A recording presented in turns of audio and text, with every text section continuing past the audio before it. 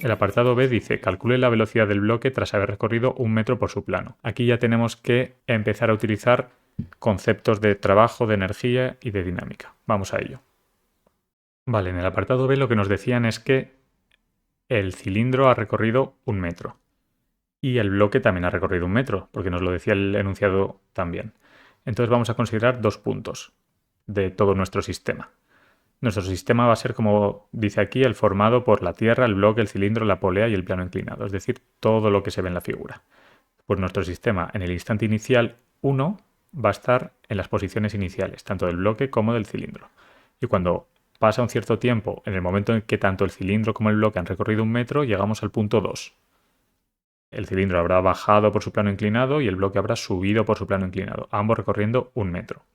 Nos pide la velocidad del bloque en el punto 2, que ya os digo que va a ser la misma velocidad que el cilindro en el punto 2, porque están unidos por el hilo inextensible y sin más. ¿Cómo podemos calcular esta velocidad? Pues empleando el teorema trabajo-energía. En nuestro sistema no existen fuerzas externas, porque hemos considerado también la Tierra, entonces la fuerza gravitatoria entraría dentro del sistema y todo el plano, el cilindro, el bloque también. Entonces, la variación de energía mecánica menos el trabajo de las fuerzas no conservativas va a ser igual a 0. Y esto podemos ir desarrollándolo de modo que podamos despejar de esa expresión la velocidad en el punto 2. Vamos a ir poco a poco. La variación de energía mecánica se va a definir como la energía mecánica en el punto 2 menos la energía mecánica en el punto 1. Es decir, energía cinética más potencial en el punto 2 menos energía cinética más potencial en el punto 1. Para la energía cinética vamos a considerar la energía cinética lineal que tienen ambos cuerpos más la energía cinética de rotación del cilindro, porque está rotando. Entonces esa energía cinética de rotación hay que considerarla también. Y para la energía potencial vamos a considerar que vale 0 en el punto de inicio del bloque. La altura a la que se encuentra el bloque en el instante 1, es decir, al inicio, ahí va a tener energía potencial 0. Y a partir de ahí pues definimos las alturas. Entonces, en el punto 2, ¿cuál va a ser la energía cinética?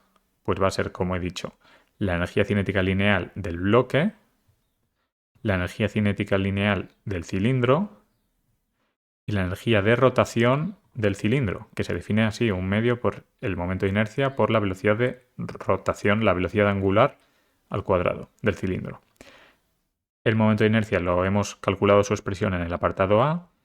La velocidad angular la podemos relacionar con la velocidad lineal a través del radio, de esta manera, porque rueda sin deslizar, entonces se relacionan ambas velocidades a través del radio y podemos decir, gracias a lo que he comentado del hilo, que es inextensible y sin masa, que las velocidades de ambos cuerpos, del bloque y del cilindro, van a ser iguales, en lo que vamos a llamar V2, que va a ser la velocidad del sistema al completo en ese instante 2.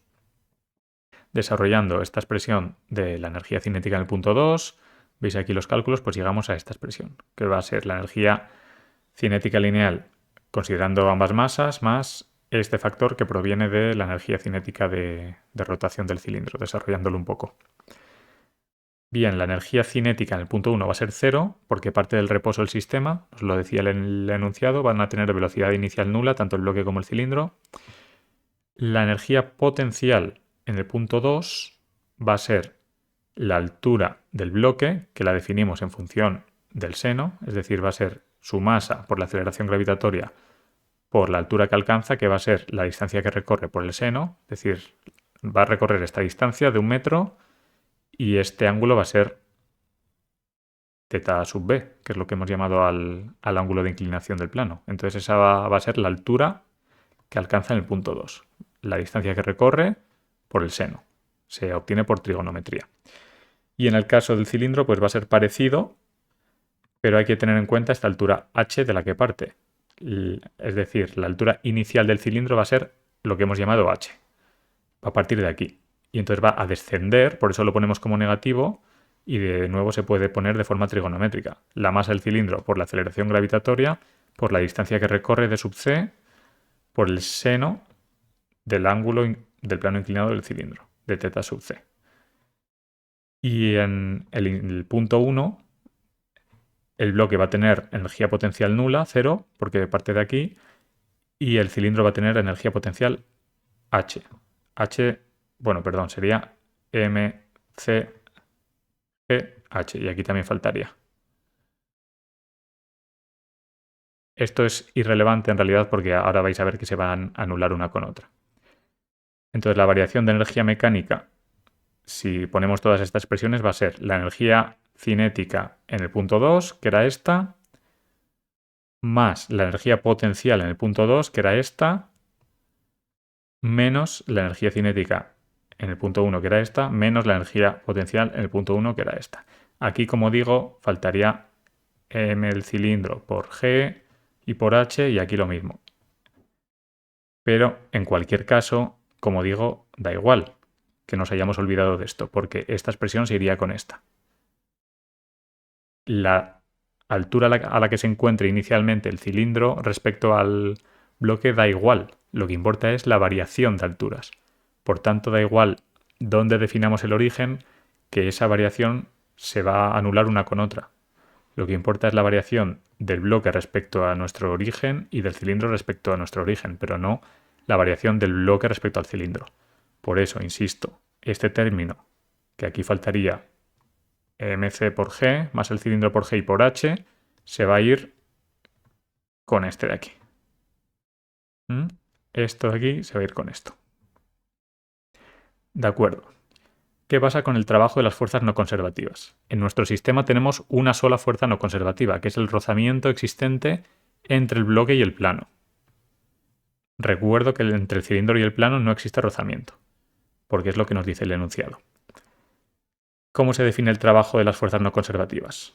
Pues el trabajo de cualquier fuerza se define como la integral del producto escalar de la fuerza en cuestión, en este caso la fuerza de rozamiento, por el diferencial de la longitud de avance del cuerpo. ¿Qué pasa? Que el rozamiento siempre se opone al sentido de avance del bloque. Entonces el ángulo que forman es de 180 grados. Por eso el trabajo de las fuerzas no conservativas sale negativo, se define como negativo. Porque es una fuerza que impide el avance, digamos, del bloque. ¿Cómo podemos cambiar la expresión de FR? Porque este es un dato que no conocemos. Pues para determinar esta expresión vamos a recurrir al diagrama de fuerzas del bloque. ¿Qué fuerzas actúan sobre el bloque que está subiendo por el plano inclinado? Pues tenemos la fuerza de tensión de la cuerda que tira de él hacia arriba, la fuerza de rozamiento que se opone al avance por la superficie, tenemos la fuerza gravitatoria porque tiene masa, entonces siempre hay una fuerza gravitatoria tirando del bloque hacia abajo en función de este ángulo del plano inclinado, θ sub b, y la fuerza normal que siempre es perpendicular a la superficie de un cuerpo que se apoya sobre una superficie. Entonces, si aplicamos la segunda ley de Newton en el eje vertical, en el eje Y, tenemos que en el sentido vertical está la fuerza normal y en el sentido negativo del eje vertical está la componente vertical de la fuerza gravitatoria, que sería la masa del bloque por g por el coseno del ángulo θ. Y la aceleración en el eje vertical es 0, es nula, porque no se mueve el bloque en el eje vertical. Entonces llegamos a esta definición de la fuerza normal, que la podemos expresar como la masa del bloque por la aceleración gravitatoria por el coseno de θ sub b, del ángulo del plano inclinado. Esto lo podemos usar para sustituirlo en la definición de fuerza de rozamiento cinético, que se define como el coeficiente de rozamiento mu, que es el dato que nos da el enunciado, por la fuerza normal. Como ahora conocemos la fuerza normal, pues la fuerza de rozamiento va a ser esta, que está expresada en función de datos conocidos. Y el trabajo de las fuerzas no conservativas, si volvemos aquí, sustituimos ahora FR por la expresión que hemos obtenido, pues tenemos que el trabajo de las fuerzas no conservativas es este, también en función de datos conocidos. Y si juntamos esto más la variación de energía mecánica que habíamos calculado antes, el teorema trabajo-energía pues nos queda así. Todo esto, que era la variación de energía mecánica, menos esto, que era el trabajo de las fuerzas no conservativas. Ojo aquí porque hay un doble negativo, porque en el teorema trabajo-energía viene definido así, pero el trabajo de las fuerzas no conservativas al ser rozamiento es negativo también. Cuidado con ese signo. Nos queda esta expresión. Si despejamos V2, operando un poco, llegaréis a esta expresión de aquí, que es una expresión todo en función de datos que conocemos. Conocemos g, conocemos las dos masas, las dos distancias recorridas, que son 1 metro, los dos ángulos de inclinación y ya está. Si sustituís por los valores numéricos, obtenéis un valor para la velocidad del sistema en el instante 2, que es después de haber recorrido 1 metro, de 2,35 metros por segundo. Ya estaría completo el apartado B. Vamos a parar aquí por el momento y si quieres terminar de ver la resolución de este ejercicio, puedes continuar con la tercera parte del vídeo.